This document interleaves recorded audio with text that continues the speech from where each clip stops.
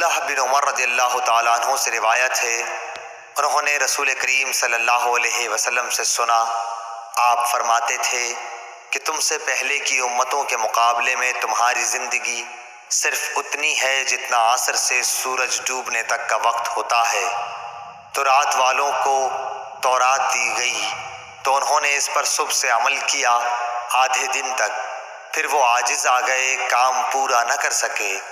ان لوگوں کو عمل کا بدلہ ایک ایک قرات بقول بعض دینار کا چوتھا سے چھٹا حصہ اور بعض کے قول کے مطابق دینار کا 20واں حصہ دیا گیا۔ پھر انجیل والوں کو انجیل دی گئی، انہوں نے آدھے دن سے عصر تک اس پر عمل کیا اور وہ بھی عاجز آ گئے، ان کو بھی ایک ایک قرات ان کے عمل کا بدلہ دیا گیا۔ پھر عصر کے وقت ہم کو قرآن ملا، ہم نے اس پر سورج غروب ہونے تک عمل کیا اور کام پورا کر دیا، ہمیں 2 قرات ثواب ملا۔